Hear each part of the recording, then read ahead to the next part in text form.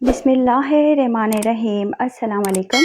سیدہ روبی رضی کے چینل میں آپ سب کو خوش آمدید۔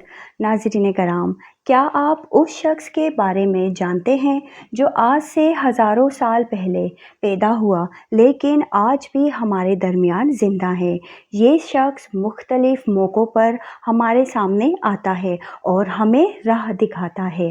یہ ویڈیو دنیا کے سب سے پر اسرار شخص کے متعلق ہے، جن کے بارے میں ہر دور کے لوگ ہمیشہ تلاش میں رہے، جن کا نام خضر علیہ السلام ہے۔ حضرت خضر علیہ السلام کو ہمیشہ زندہ رہنے کی قوت کیسے ملی، اس کے متعلق مختلف واقعات ملتے ہیں۔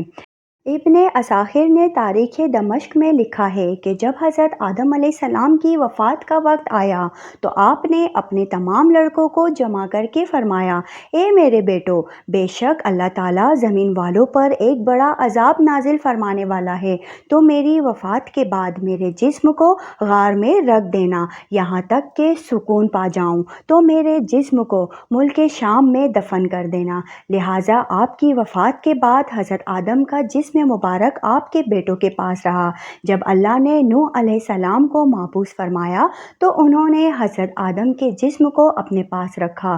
جس وقت اللہ نے زمین پر طوفان بھیجا اور پوری زمین ایک زمانے تک ڈوبی رہی، پھر طوفان ختم ہونے کے بعد حضرت نوح بابل شہر میں آ کر ٹھہرے اور اپنے تینوں بیٹوں شام، حام اور یافس کو وصیت کی کہ آدم علیہ السلام کے جسم مبارک کو اس غار سے لا کر شام میں دفن کر دو جہاں انہوں نے وصیت کی تھی۔ تو ان لڑکوں نے کہا، زمین وحشت ناک ہے، نہ کوئی زمین سے مانوس ہے اور نہ وہاں کا راستہ جانتا ہے۔ حضرت نوح نے کہا، حضرت آدم علیہ السلام نے اس شخص کے لیے جو ان کے جسم کو دفن کرے گا قیامت تک زندہ رہنے کی دعا کی ہے۔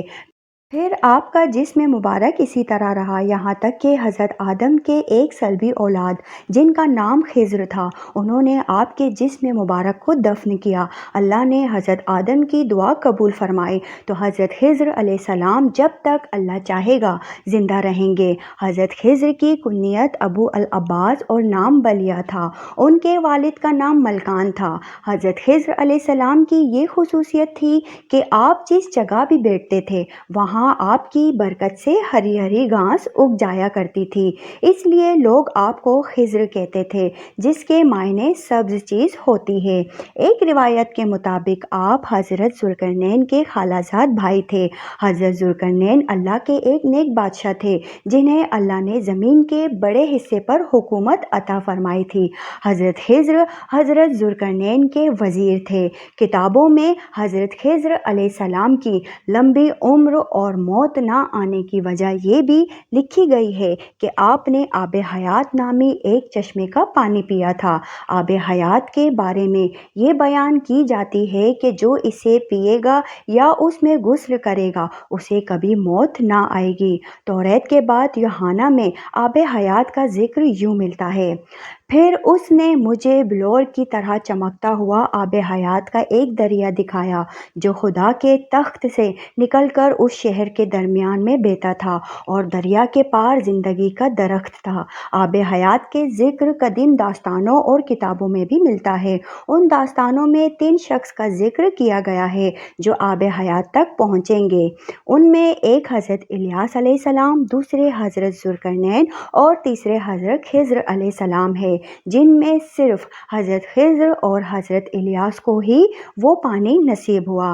روایتوں کے مطابق ذوالقرنین نے قدیم تاریخی کتابوں میں پڑھا تھا کہ سام بن نوح کی اولاد میں سے ایک شخص چشمہ حیات سے پانی پی لے گا تو اس کو موت نہ آئے گی، اس لیے حضرت ذوالقرنین نے اس پانی کی تلاش میں مغرب کا سفر کیا۔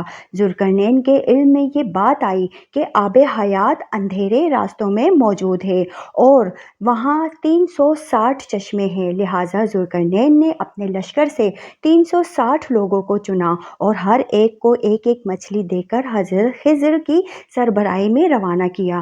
تمام لوگوں کو یہ ہدایت دی گئی کہ ہر فرد اپنی مچھلی کے ساتھ چشمے میں اتر جائے اور واپس آ کر اپنی مچھلی ظاہر کرے۔ کافی لمبے سفر اور دشواری کے بعد آخر کار یہ لوگ اس چشمے تک پہنچ گئے जब वापस आए तो जुल्करनैन ने कहा कि सब अपनी मछली जमा करवा दें, लिहाजा सब ने अपनी मछली उनके सामने पेश कर दी, सिवाय हज़रत खिज़्र अलैहिस्सलाम के। जुल्करनैन ने दरियाफ़्त किया तो उन्होंने बताया कि मैं जब चश्मे में उतरा तो मछली मेरे हाथ से निकलकर पानी में चली गई। मैंने गोता लगाकर उसे पकड़ने की बहुत कोशिश की मगर नाकाम रहा। जुल्करनैन ने कहा, वो पानी आपके मुकद्दर में था।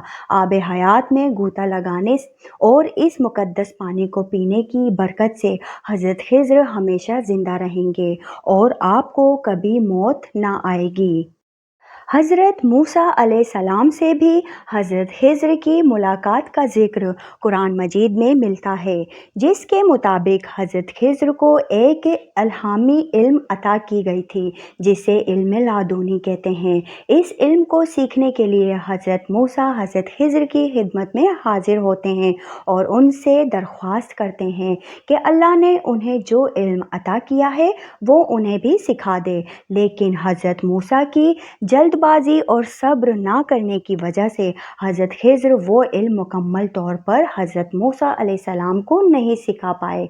बाज़ उलमा ने इस वाक़ये को दलील बनाकर हज़रत खिज़्र को नबी करार दिया है, क्योंकि एक पैगंबर को एक आम बंदा कोई इल्म नहीं सिखा सकता। हज़रत खिज़्र अलैहिस्सलाम को जो इल्म लादूनी अता की गई थी, इसके ज़रिए आप मुश्किल में फंसे लोगों की मदद फरमाते हैं और गुमराहों की रहनुमाई करते हैं। लोगों में ये भी मशहूर है कि आप रास्ता भटक जाने वालों को राह दिखाते हैं। अगर कोई अल्लाह का नेक बंदा मुश्किल का शिकार होकर रास्ता भटक जाता है तो हज़रत खिज़्र अलैहिस्सलाम उसकी मदद करने ऐन वक्त पर पहुंचते हैं। रिवायतों के मुताबिक हज़रत इलियास अलैहिस्सलाम की ज़िम्मेदारी समंदर में लोगों की रहनुमाई करना है और हज़रत खिज़्र ज़मीन पर लोगों की रहनुमाई करते हैं। बाज़ रिवायतों के मुताबिक हज़रत खिज़्र अलैहिस्सलाम ने हज़रत मोहम्मद सल्लल्लाहु अलैहि वसल्लम के हाथों पर भी बैत की है और मदीने में आप सल्लल्लाहु अलैहि वसल्लम से मुलाकात के लिए भी आया करते थे। इसके अलावा उमर बिन अब्दुल अज़ीज़ से भी हज़रत खिज़्र की मुलाकात साबित है। सही मुस्लिम की एक हदीस के मुताबिक जब दज्जाल मदीने के करीब एक जगह तक पहुँचेगा तो मदीने से एक शख्स उसके मुकाबले के लिए निकलेगा, जो उस वक्त का सबसे बेहतरीन शख्स होगा। ये शख्स हज़रत खिज़्र अलैहिस्सलाम होंगे।